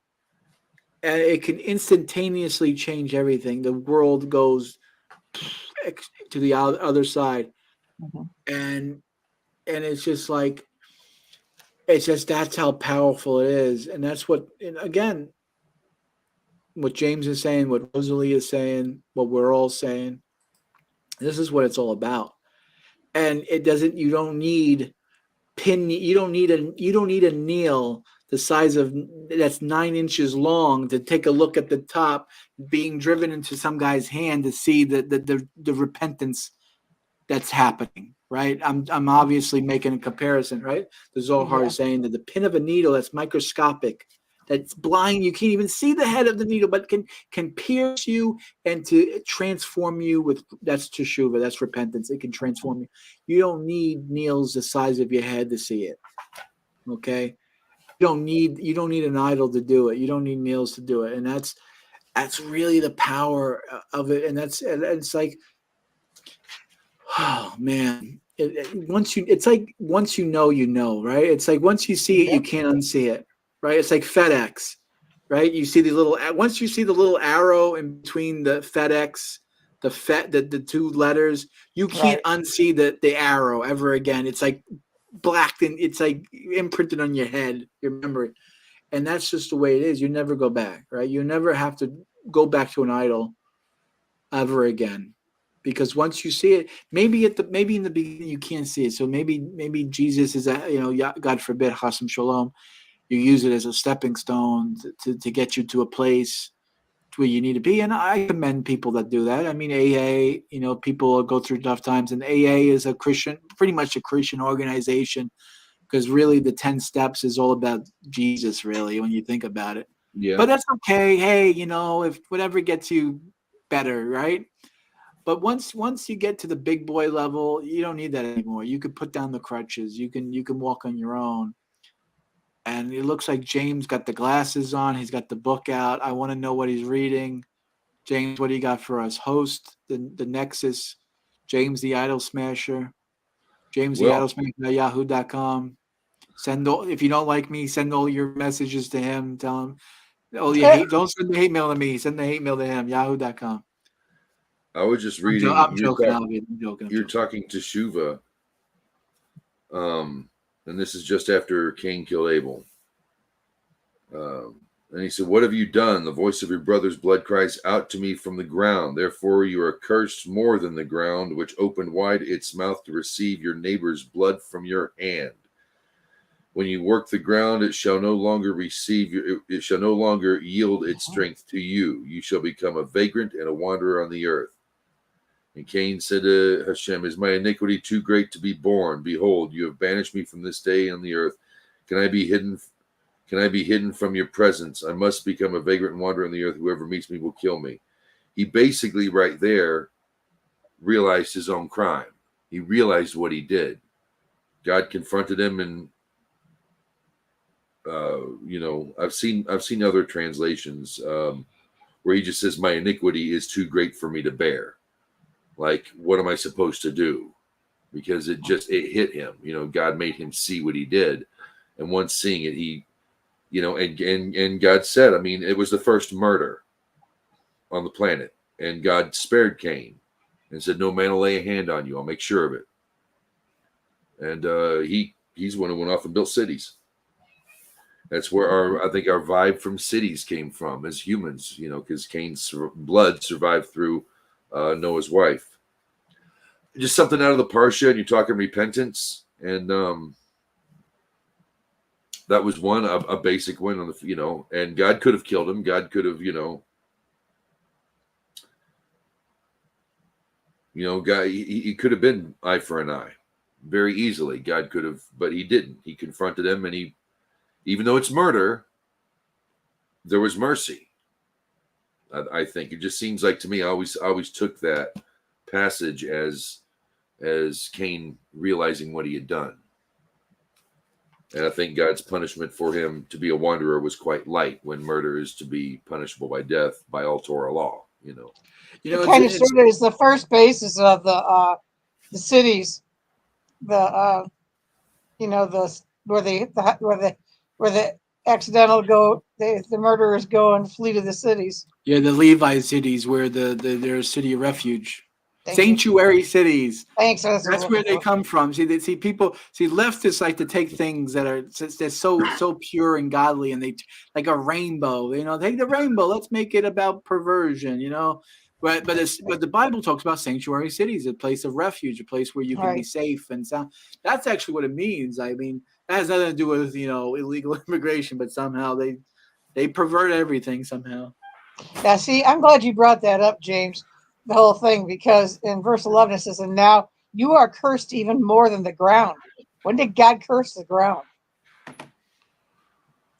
Didn't man curse wasn't man's presence outside the garden what cursed him? Because that's when thorn and thistles will grow for you. Yeah, but that might be that, but that doesn't curse the ground. Right. What Rosalie saying is that the Torah never mentions that God made like a curse bracha. the ground. Yeah, that's like that's what stood out this year for me. It's the same thing about the snake. It's like God says, "Okay, you're cursed." One of the snake's curses that he will slither on the ground. Well, what a minute. Doesn't the snake already slither on the ground? Why would one of the curses be you slither on the ground? It's a weird one of those weird. Well, he wasn't upright. He was like a lizard kind of snake. He had legs. Arms, most people think like the serpent was like a dragon or like. Yeah, think of Randall on Monsters Inc. A Worven or something, like some sort of like mystical creature. Yeah, but I usually take it in the translation is nachash, which is technically snake. The snake, serpent. Christians like to say serpent. I don't know. He went to the It's same place his father did when he was exiled. Apparently, Nod in Hebrew. Say that again, James. You're a little low. Nod, Your mic was a little low. Say that again. Nod in Hebrew means wandering. So the land of Nod is the land of wandering. Right. Cain was banished to a place where exiles wandered to the east of Eden, where his father had been exiled when he was driven out of the garden. Notably, Eastern religions always forms a place of refuge for murderers. For the cities of refuge that Moses later set aside were also to the east. Ooh, there you go, The Rosalie. land, like you nodded off, like the poetic. See, this is why we know God has a sense of humor, because basically Adam, when Adam was banished, he went to the land of Nod. Right? When you what does English mean? Nod. You nod off. You go, and you kind of like and you fall. You're not exactly sleeping, but you're not exactly awake. You're like in this in between. So it's like almost like Adam shut himself off, like he wasn't thinking anymore. He wasn't conscious anymore. And that's not the place that you want to be as a human being. You want to be conscious. You want to be intelligent. You want to be rational and reasonable. You want to use your faculties. So what this is poetically saying is that, when you sin, sinning means you're not being rational. You're not being reasonable. When you're being reasonable, when you're awake, when you're conscious, you don't sin. Sinning means you're unconscious. That's what that means. When you miss the mark, right? Because sinning means the mark. It means that you don't know, you don't understand. Why does a baby run across the street? Gets hit by a car because it doesn't know. It doesn't know there's traffic. It doesn't know you got to look both ways. You don't use the crosswalk. Use the red light means stop. Green light means go. It means you're not educated. You're ignorant. You don't know, right? Which is not a bad thing. You just don't know. So that's what it means. You're nodded off. You're in place of wandering. You're not conscious. That's what sin is. Sin is you're in a place where you're moving, right? You're right. You know what I'm saying? So when you're awake, you understand. You're educated. This is the poeticness. See, you can never get this without understanding the typology of the Torah. It's oh man, it's so good. It's layered. It's deep. It's dimensional. It's got form. It's delicious. As Toledo would say. As Rabbi Singer would say. The other day he was giving a lecture and he's talking about Noahides. Well, Noahides are Jews. And he looks right at the camera. Most aren't, but some of them are. And he just looks right at the camera, and when he does so, it's like, yeah, I know. I could feel it. It's like, I know I'm probably, he can just say the right thing at the right time. And he looks at the camera. A billion people are watching him. I am not on that man's mind. But when he looked at the camera, it's like, because he was, giving a lecture with a microphone. And as he's speaking, he said, most Noahides, a lot of Noahides are Jews. And not all of them, but a good deal of them are. And the way he looked at the camera, he's looking at me. Oh, he knows. He knows. Because you know who you are, yeah. You don't know who you are. Well, you already know my feeling about that. I mean, it's like beating a dead horse on that. I mean, you got to be you. Yeah.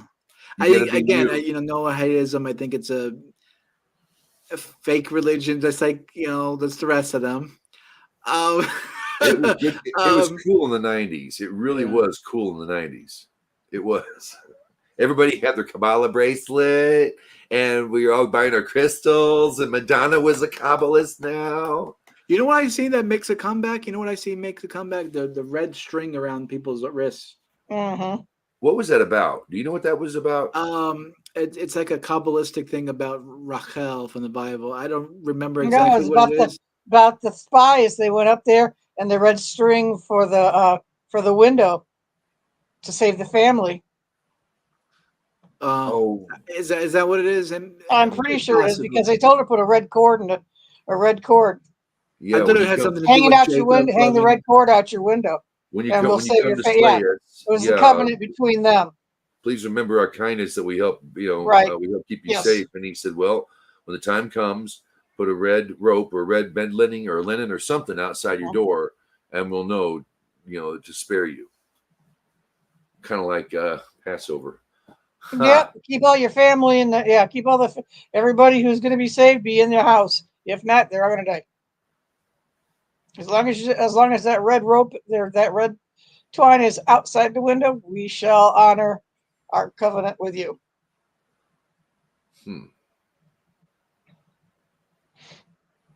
I just figured it a trend. So you say a lot more people are getting into that now, or it's coming back. I just noted. I just see it. A lot of people doing it. I don't know if why they're doing it, but I've noticed like, oh, it's like a thing. Yeah. I don't think I've seen when I was younger, and I just fell out of fashion. But it seems like nowadays, I don't know.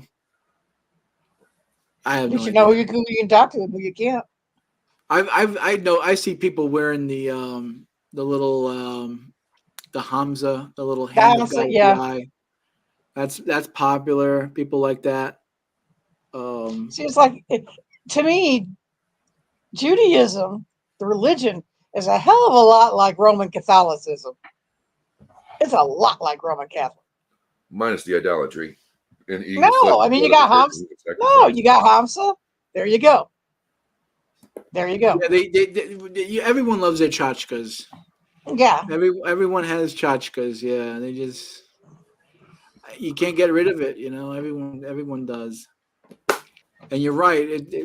Orthodox Jews, Jews in general, secular. They all do things. It's like what they'll just say it's midhag. Their excuse would be, well, this is what my father did, and that's what his father did. So yeah, it's like you go and pray to the saints. Well, what do the Jews do? They go to the dead sages and pray at their graves. It's true. It's true. Yeah. And that technically is a violation of the Torah, because God actually says in the Torah that you're not supposed to pray at graves. Don't listen to anybody who does. I know it. And it's like the Rebbe. I mean, I'll admit I've even done it. I've gone to the old hell with the Rebbe, and I've prayed there, and I've davened there. I even wrote. I mean, to this day, I'll even admit that I believe that the Rebbe answered my prayers, because I did wrote the Rebbe a letter once that I went to the old hell, and I do believe truly in my heart of hearts that my prayer was answered. But it doesn't mean it doesn't work. Just because it's. Hi. How do I do that? How can I say this in a politically correct way? I just got a diamond. What do you get there, James? Hi, Catherine. Katie just came in and gave me a diamond. Oh, thank you, Katie.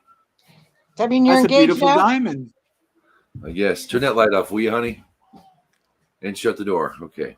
Excuse me. I'll be right back. It doesn't. It doesn't mean it doesn't work. So I politically correct. I'm being as nice as I am.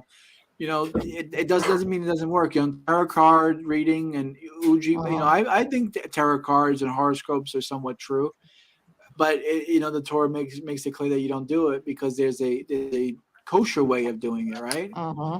You go to the Bible says pretty clearly that you go to the Kohen Gadol to have your fortune read. Well, not that you get your fortune read by him, but he knows the future. He knows the answers, because of the Uman and Thummim, and the chest plate would glow, and then he had this little tiara that he wear in the turban. It would all give him sort of like a prophecy that like what the future holds, or what the answer would be. Not that the future holds, but more like he knew the answer.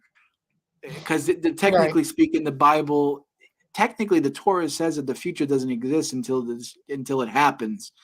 Like it's like a weird thing. Like the Torah makes it pretty clear that the past and the future are things that don't no longer exist. It's only the present that exists. So priest didn't really know the future per se, but he knew like the trajectory of where you were heading. right? Like, you know how like they like forensic scientists can like line up the shot of a bullet to the wall, and like they knew like, okay, he had to be holding the gun at this angle because of the trajectory of the bullet went this way in the wall, right? Like how they could understand. That's kind of like how the priests would tell the fortune or the future of the Israel. Not necessarily that it was already happened and like he's just relaying the information from God to the people, but he could kind of see the way they were heading. And that's the future isn't written in stone. That's why the Torah says bad prophecies are never written in stone, but good prophecies are, because it's just common sense, right? If you're doing a good thing, of course your future is going to be good because you're already on a good path. But if you're on the bad path and you do teshuvah, you can always change it and get back on the right track. So, you know, that's kind of like how how biblically speaking that they understood it, right? This like the same way like people didn't really understand, like people didn't think in the primitive day like God was just like this omnipresent, omniscient creature, like this alien that lives in outer space, right? That's not how they looked at it. Like he's like this, you know, a genie. Oh, sky daddy, you know, he's hearing my prayers, like how atheists like to portray it. Celestial butler. Like a celestial butler, right? Like that's kind of like an ancient Greek. That's kind of like a Goyish way of looking at godliness, right? They didn't think of God as like this, like that.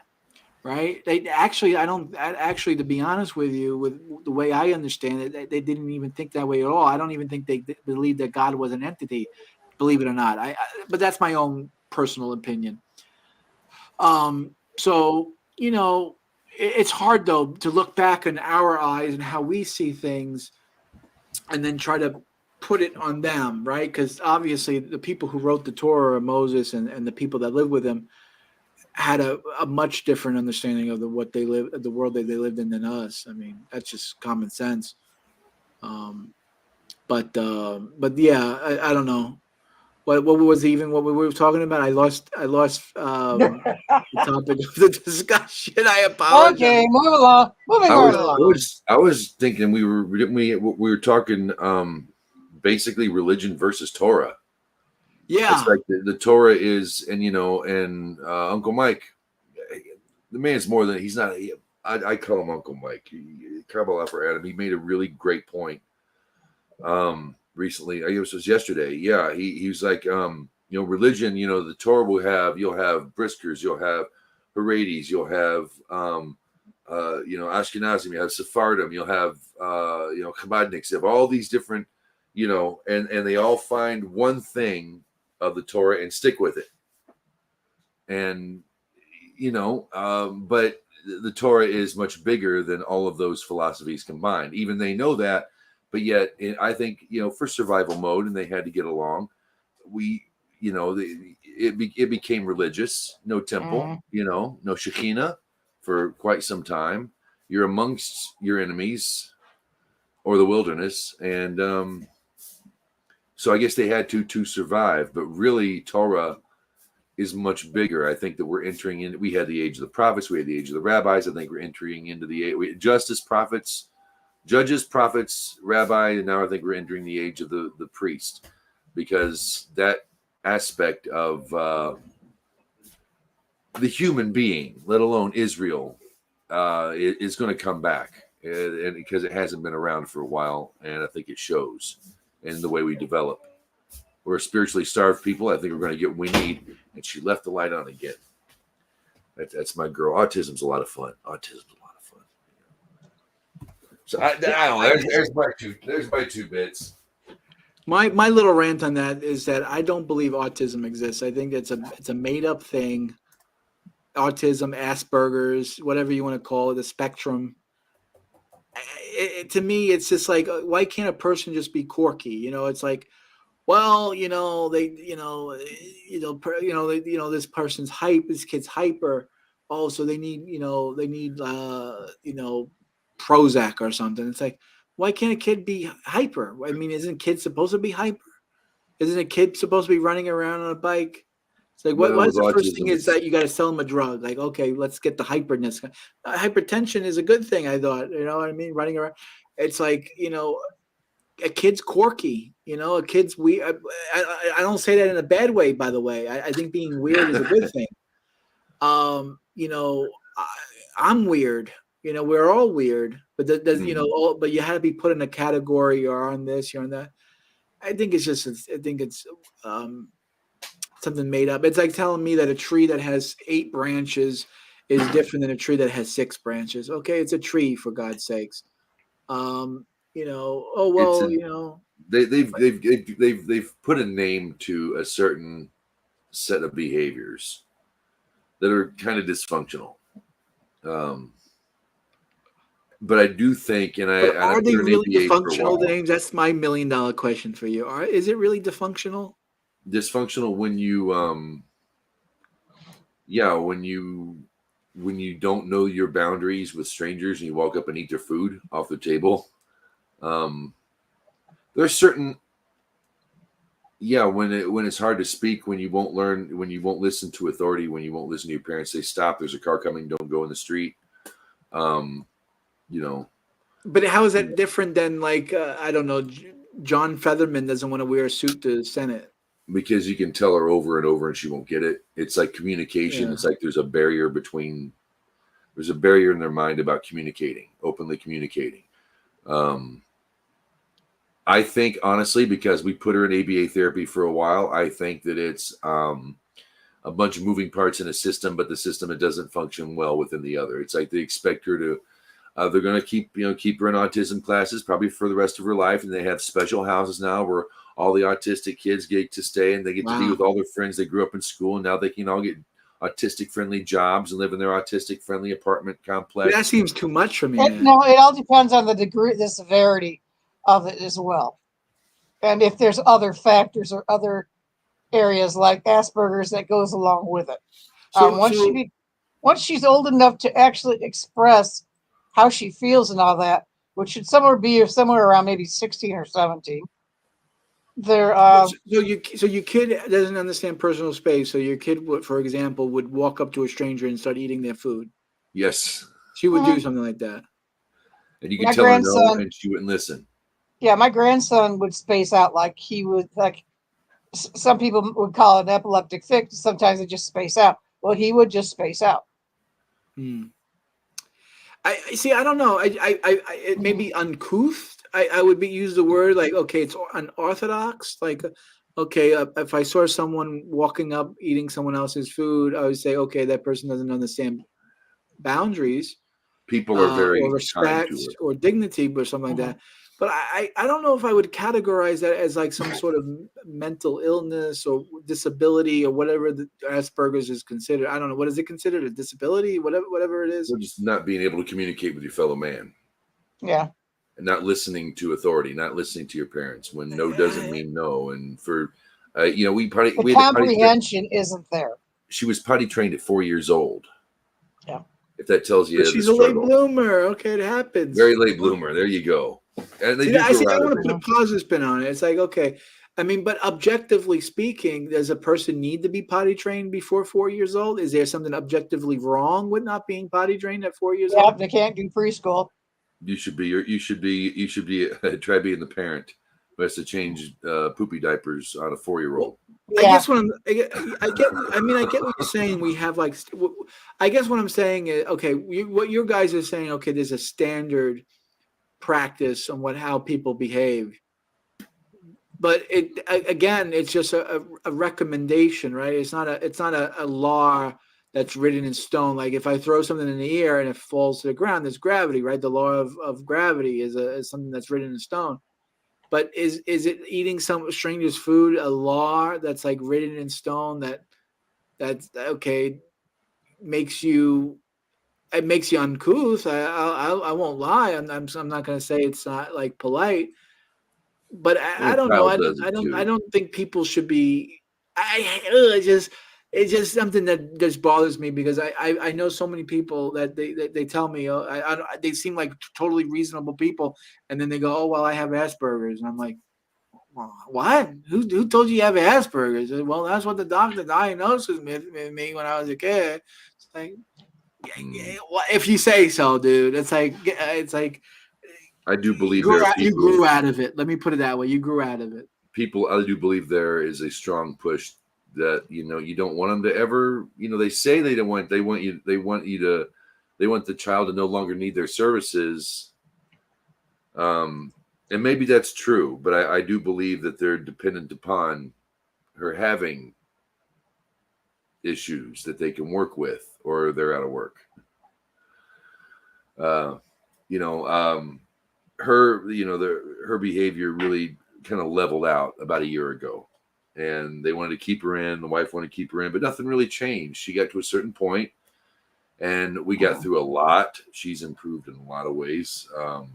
The fits aren't as bad as they used to be. The head hitting her head, very, very rare. So she evolved, but there's only so far that she could go. And I think everybody was just kind of thought, well, she was just going to be there forever. And I had to actually take her out. And I said it's better for the family, I think. And she is happier at school, loves going to school, and was happy as a lark when I told her that we're going to try and get you out of there. And she was so happy. You couldn't believe it. Yeah, sounds good. Yeah. So yeah, I think a lot of the way we say autism, but there's a definition to a definite definition to it. But I do hear where you're coming from, especially when all this autism popped up when they started injecting more heavy metals and vaccines for children. Because that's what she turned. She was a very awake little baby, and that light went out within a day. Yeah. Well, I do agree. There's some correlation and causation there. That's RFK, your man. Right. Yeah. Well, he ain't whistling Dixie. Because I get his arguments, and I do agree with some the development. There are, I don't know if we're allowed to say on YouTube, but there are issues with development on a person.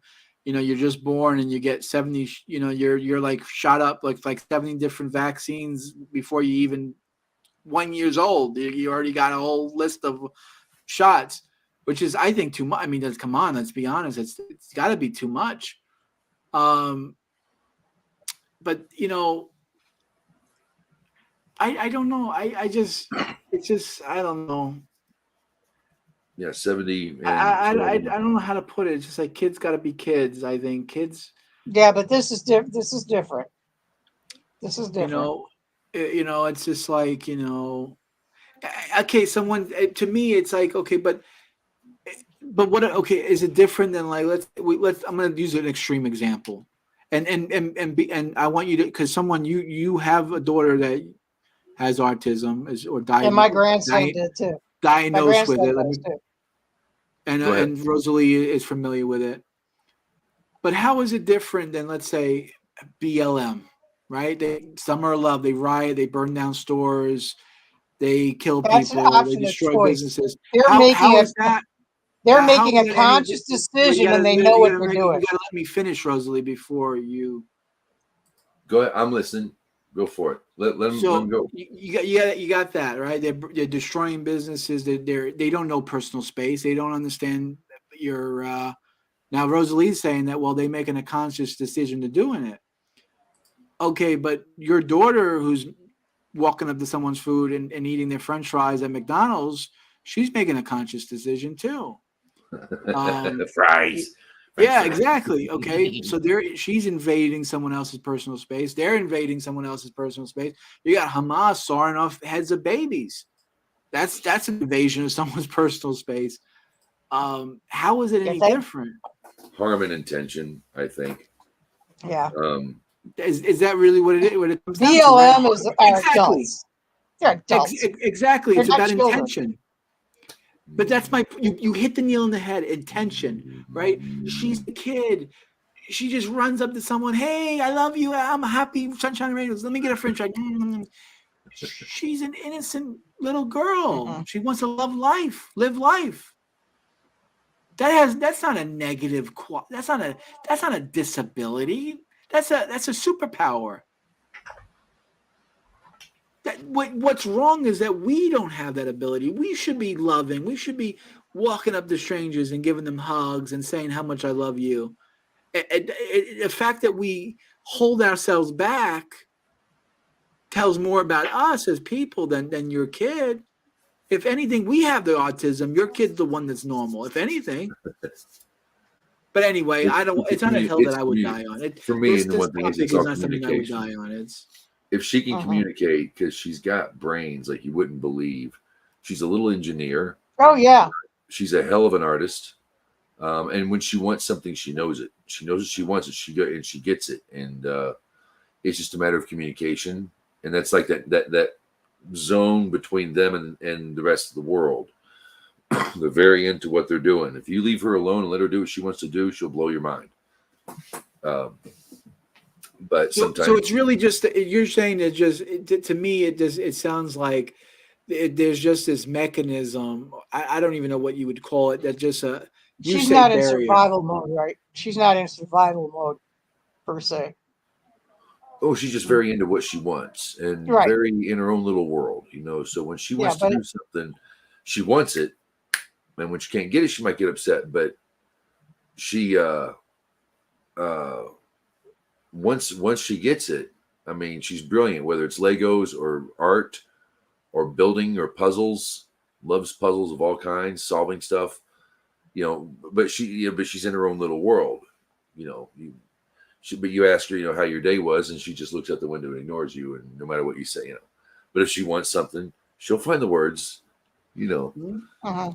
And they she'll come out of her tunnel vision. And it's still, she's still, every day she comes out of it. Every day Yep. is something new. Every day Uh-huh. she's surprising us and just surprising us and surprising us. And, it's like, where have you been all my life kind of a thing.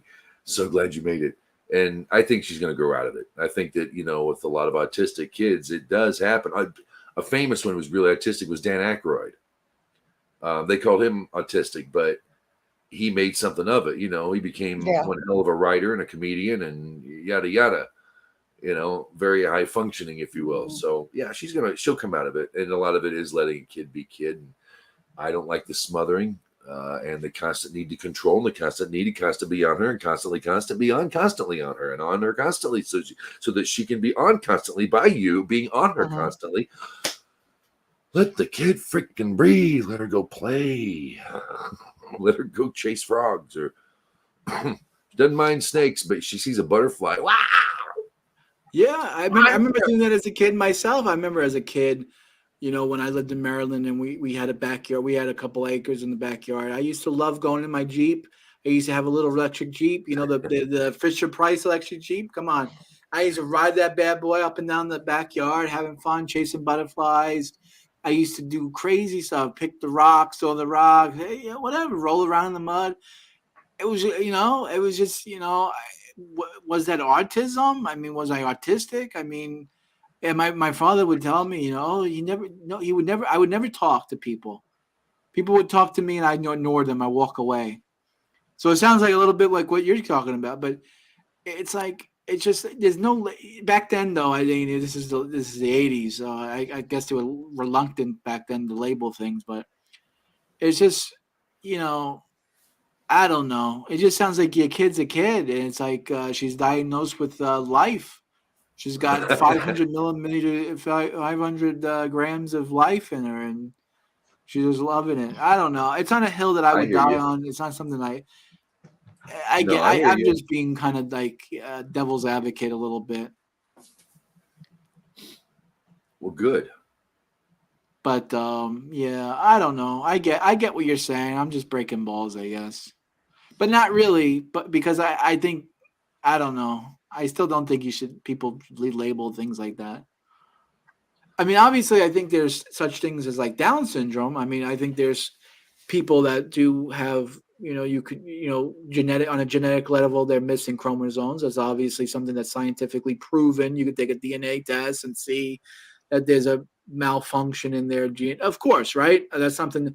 But I don't think that you could do the same thing with like someone on Asperger's. I don't think you could take a DNA test and look at them and say, okay, this person is clearly different. I don't think you can do that. Can you? Is that possible? Not for Asperger's, autism. Tourette's. It's just things that people. It's just quirky things that people do, and they It's a do too many spectrum of issue. too many quirky things, so therefore they get put into categories. What happens, right? They have a thing that they do. Communication. They have a behavior that they do that's kind of a little list, and it's kind of like, okay, because they did these 3 things, we're going to label them this. A little Right, bit. because if you only have one thing, let's say you have a communication issue, that's just only one issue.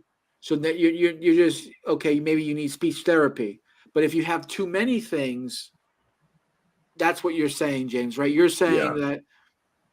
that a person with Asperger's is just they have too many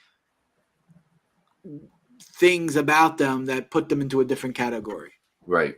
And it's Okay. for treatment purposes. It's been done over about 35 years. They've been studying, and that's when they can now say that. And they do, because she was hitting her head and was throwing fits and was just out of control. Took She off was in the hitting the rain, head. running down the street and chasing her. And she, but we get her into a certain kind of therapy. And like I say, for about a year, it did wonders. But then it wore off. Then it only got so far. And they were a little disappointed. It's like, no, you can't let her leave now. Like, well, why not? Right. And you fear stuff like that when you get into these institutions that Yeah. can have sway, and you get too in tight with these people who are so security driven. Oh, you want to see what your child's doing? Well, let's set up a time and we'll bring a camera in there and you can watch her from afar. Not like, she goes into class and I go follow and watch through the door or whatever. No. So there's some, some things about it I wasn't, obviously they worked. Obviously something worked because her behavior is a 180.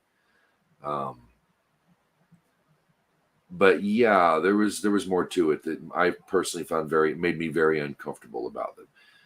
Every single person who worked there looked like they just rolled out of bed. And half of them a lot of them had unfinished tattoos, tons of them. It was weird a little. The techniques worked, but we had cuddle time today. And I need a shower after hearing him say that. And I went and talked to the lady the next day, our head lady, and said, so tell me about cuddle time. She's like, what? I said, cuddle time. When you cuddle with your students. That is not on we don't do that, blah, blah, this, that, and the other. We don't do it. I'm like, well, I've been saying there's cuddle time. You come anytime she wants to come in and cuddle, we'll let her. And I said, what is this that you're doing? And apparently that wasn't what was supposed to be said, because she's a very loving kid, but I don't like people rubbing on my kid. I don't like them holding them. She said, Right. okay, so what do you want to do? It's like, well, one hug for a friend. How's that? She gets one hug. That's fine. That'll be your little handshake. And then we move on. I don't think that, but that's just not appropriate. And they come out and tell dad, oh yeah, we had cuddle time. I'm sorry. That kind of stuff rubs me the wrong way. Right. Yeah. Red flags. Yeah, red flags everywhere. So we pulled her, and she is a happier little lady. The school loves her, and she's still getting smarter. So she's coming out of that fog, and a much more loving child now. So there is a negative to, I think, putting a kid in a box, especially a disorder box, and everything has to be that way. It's like, okay, we're noticing that Catherine puts soap on her hands before she turns on the water. Can you tell me why she does this? I'm like, yeah, because that's what I do. I hit the soap, and then I hit the water, and then I said, okay, well, we need you to teach her to do it the other way around. Okay, we need you to teach her that she turns on the water first and then uses soap. And I said, why? And it says, well, that's how we want to teach her, and it would really help us if you would help us at home. Yeah, You're not making your case.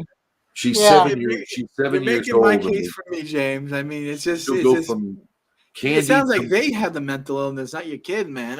Who cares how you put the fakata soap on your hands? Exactly. Water first, or it's like arguing with you about, well, put the toilet paper with the it comes forward and not from behind. Can you flip it around for us? It's like you're neurotic, guy. That's what I think. It's just you're neurotic. You're Woody Allen on steroids.